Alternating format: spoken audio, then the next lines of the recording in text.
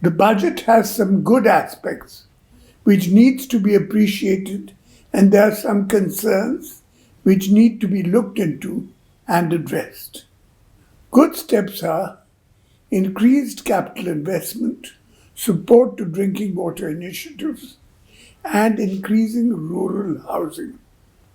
These will accelerate growth as well as have social impact in rural areas. I also welcome the Honorable Prime Minister's thrust on millets.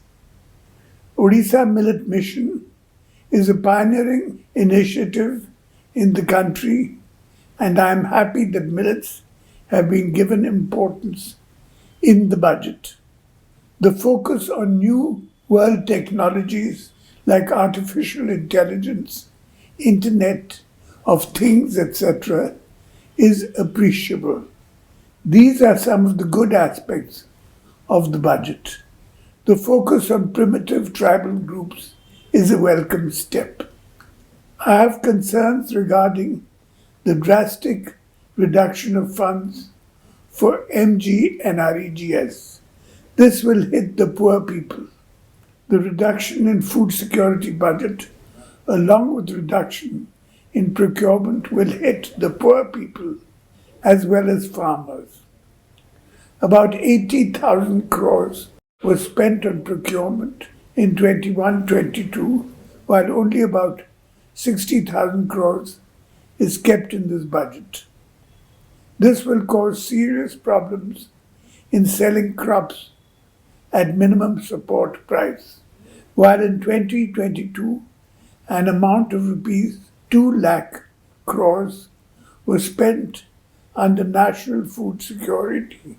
In this budget, only 1.37 lakh crores is kept for this purpose.